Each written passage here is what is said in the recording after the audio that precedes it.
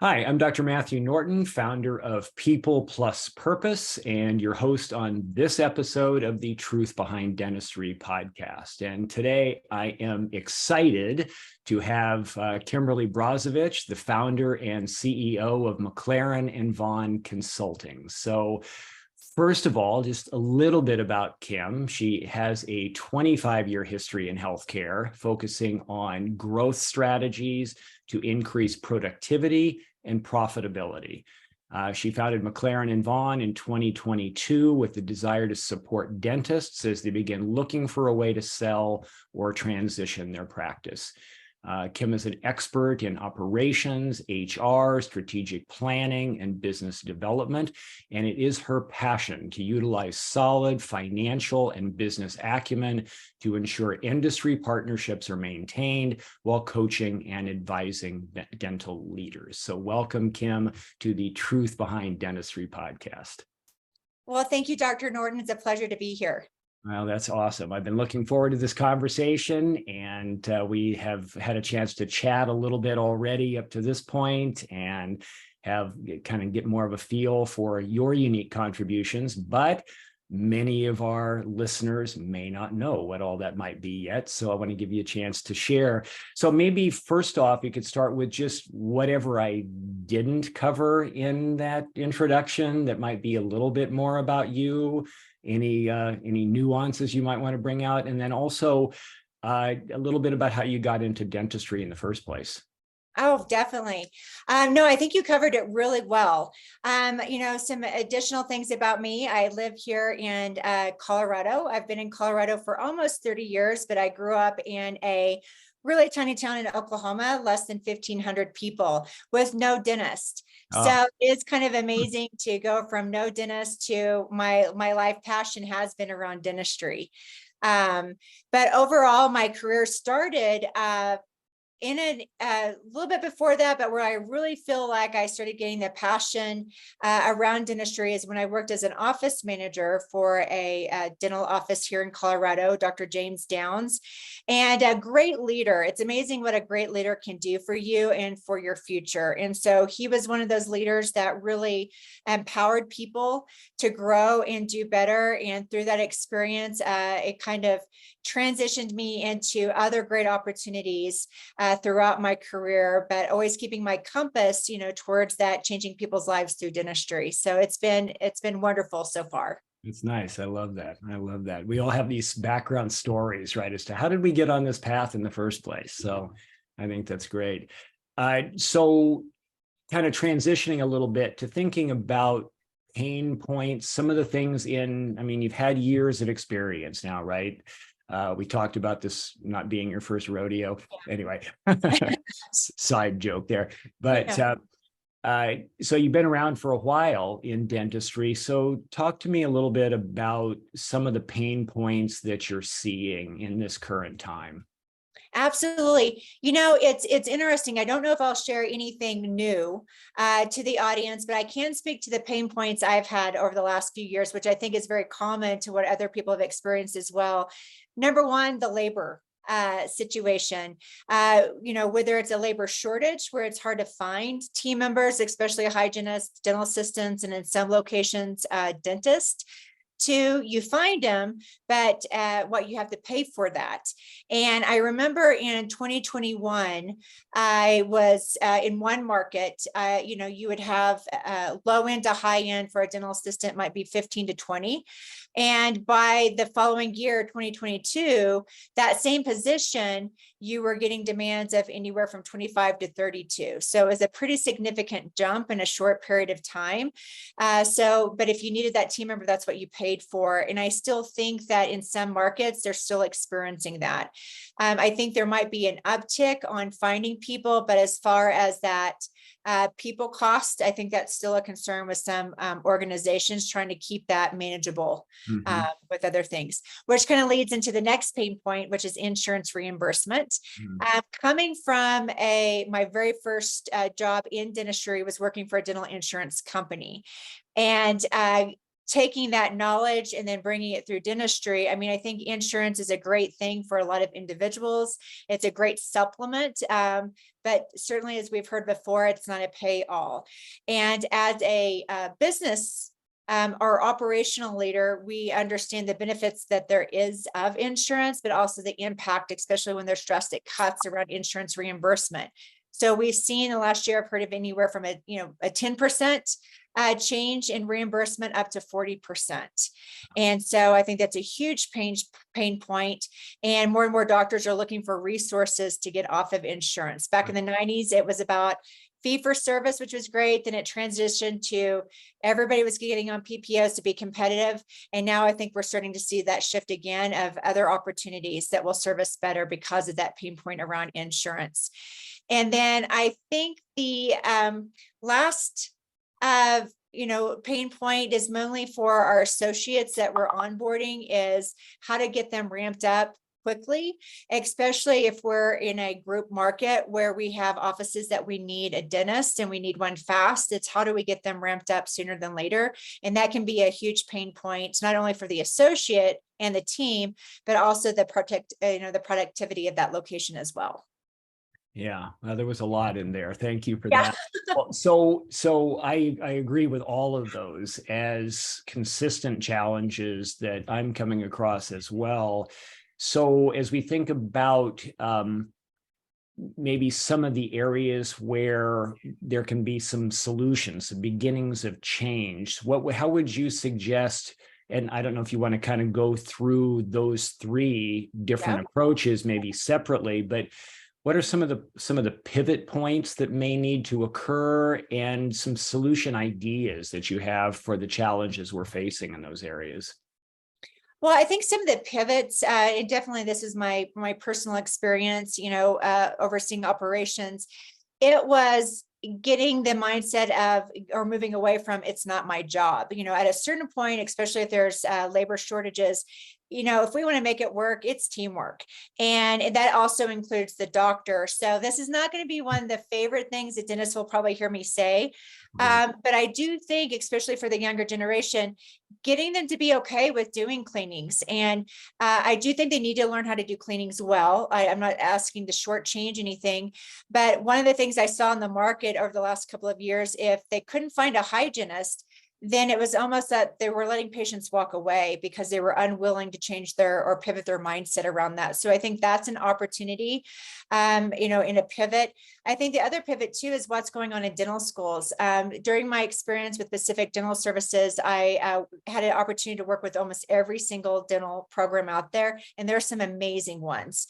And I think the ones that have opportunities are the ones that need to help pivot their mindset about what technology they're teaching to make sure that they're forward thinking, and not only today, but also forward thinking when this individual graduates, so they have all the tools that they need to be successful. And not only the technology, but the business mindset around that. So I think there needs to be some pivot thoughts around that. And then AI, and this is more for your private practice doctors, but even some group thinkers, is how it can enhance what we're currently doing, especially as it relates to our patient experience. I think when we don't know something, we're scared of it. And there's great companies out there that I have no relationship with, but I know of them and learned about them, like Pearl AI or Overjet. I think sometimes there's a belief that they're there to dictate the dentistry, and really what they're there for is to help enhance the dentistry that you're diagnosing, not to dictate it. So I think getting really comfortable with AI will be a big opportunity and pivot mindset for a lot of our clinicians and operators. That's great. Well, you also mentioned about getting associates up to speed too. I think that's another thing. I'm currently working with someone right now to where around expectations, right? As to sometimes there's a need to bring somebody in, have them get up to speed quickly, but a challenge with anybody having the time, the organization, the ability to coach them up to speed so that expectations are high, but often unmet, and frustration then begins to build fairly quickly. and then that sense of team is now starting to come apart. So any thoughts that you have, or maybe more elaboration on what you're seeing in terms of optimizing those new relationships coming in?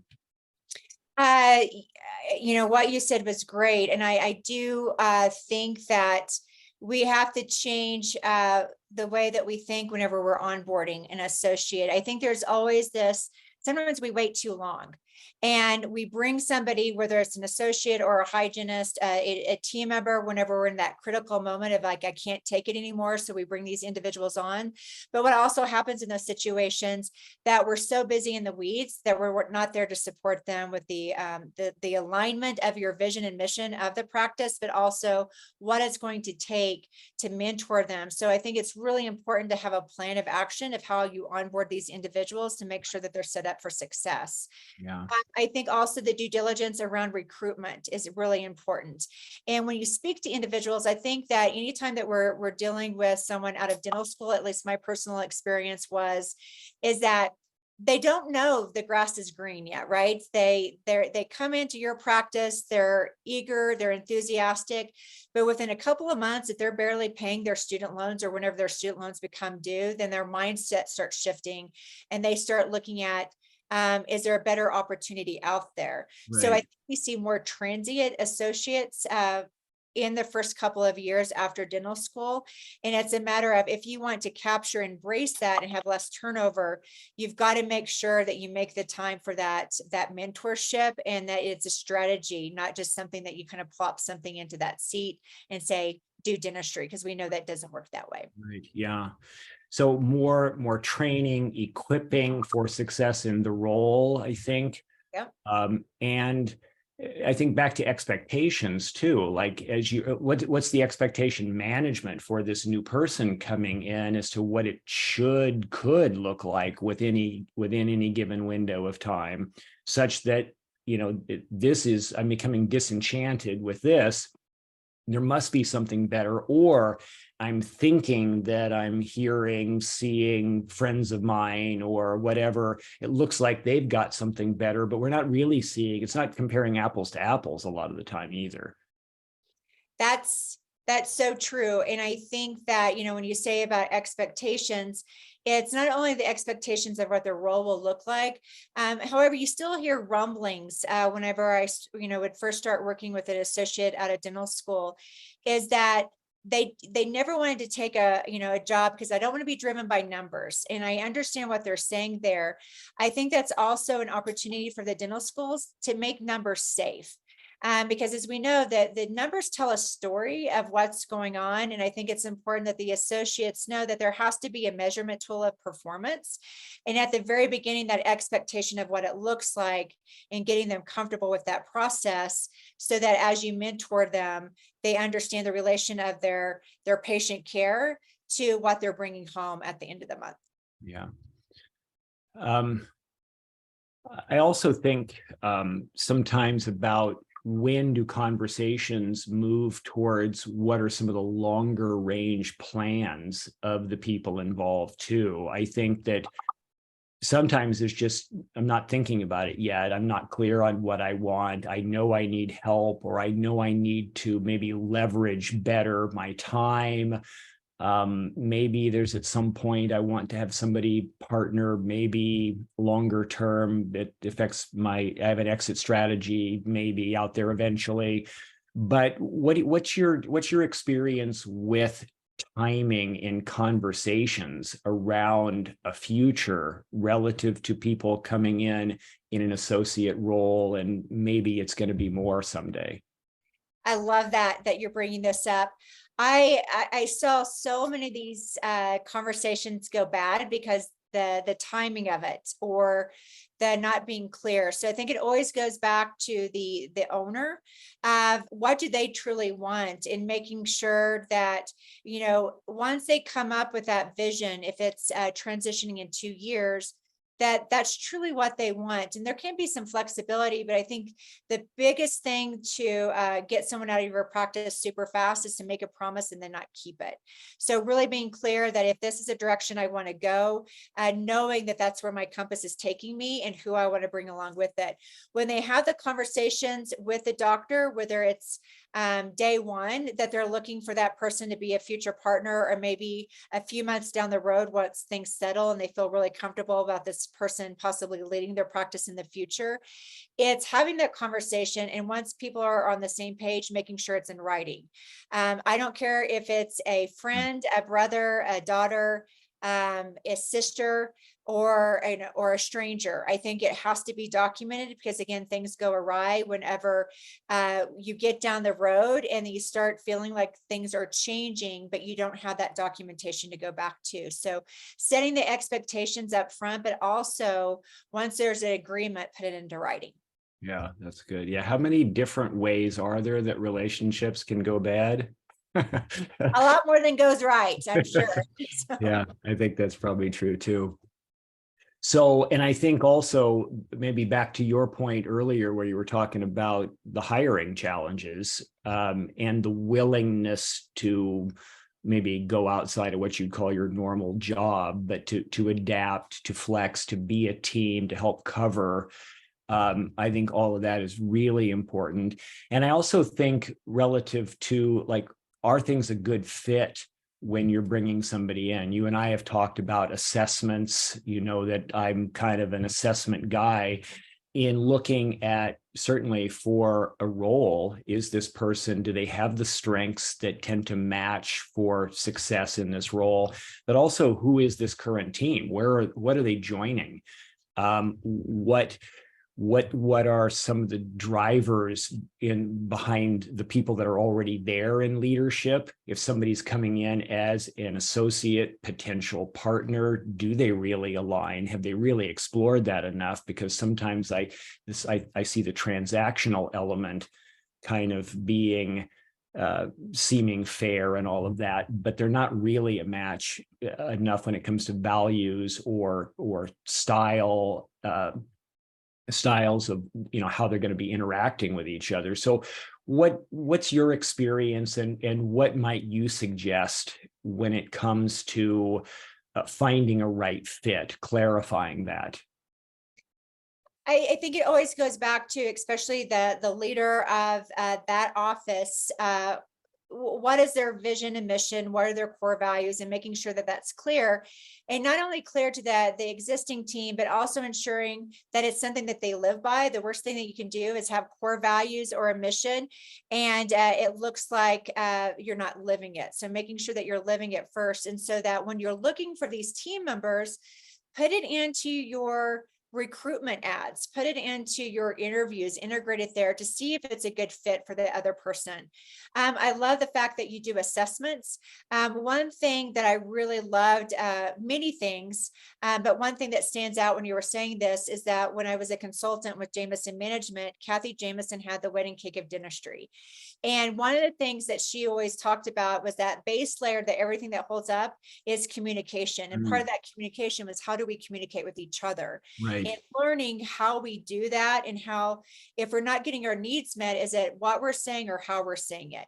And so having that also involved in your relationship with that person right off the bat, you can do pre-assessment, and then you can go in a little bit deeper later on. But I love, people like you, Dr. Norton, that go in there and provide assessments like that, so we feel more confident going into that dialogue with the other individual to set expectations. I also think it helps us feel more comfortable with diversity and diversity in thought, so that if I'm a strong personality, it's okay if I have that analytical person coming in asking a lot of questions, because it's only going to make us stronger, because they're asking questions that I'm probably too busy or too impatient to ask. So I think that diversity piece is what the assessment also brings into the practice. That's great. Thank you. Yeah, I think communication, to your point, is one of the biggest issues over and over. And we do tend to think that people are like us and they must see things like us. And yeah, that's so commonly not true. So when anything that we've talked about so far in these pain points that you're seeing, how are you seeing your impact, your contribution as in the work that you're doing to be a solution for some of these things? That's a great question. And I don't know exactly the answer to that, except my compass is to continue on that mission that I fell in love with when I was an office manager, and that's changing lives through dentistry. When you physically see people's lives changing, you just want more of that. How it's evolved over time, I'm always on the path to be a better leader. I've been a good one, I've been a terrible one. And so my goal is just to continue to learn and strive. But during those opportunities to work with individuals, whether it's someone physically in the office that's providing dentistry, or someone that is living in Argentina and is supporting a call service to a doctor, how can we make sure that everything that we do, we're connecting with the patient and that we have some sort of touch point in changing their lives and getting a better understanding of that? That's awesome. That's awesome. That's a good purpose, a good contribution. So I like that.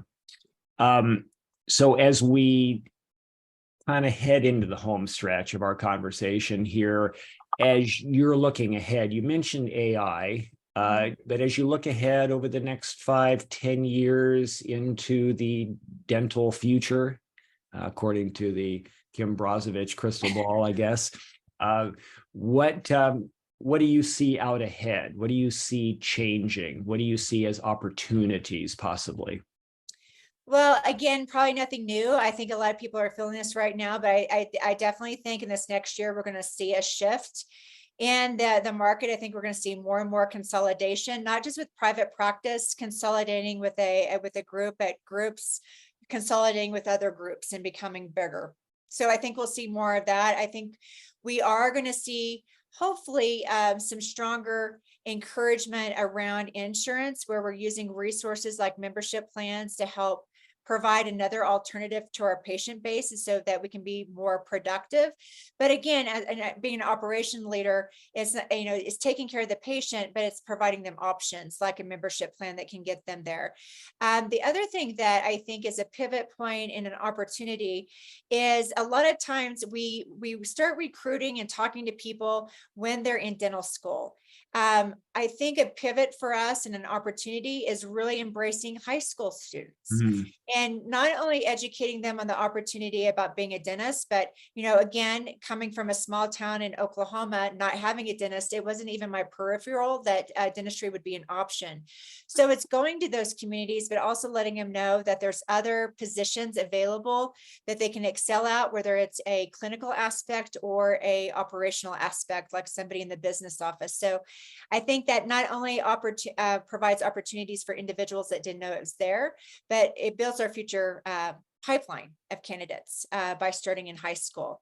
The other opportunity over the next 5 to 10 years, again, is just really embracing AI, because I think we're going to see more of it. And I'm excited about it. So I'm excited to see where that kind of brings us in 5 years.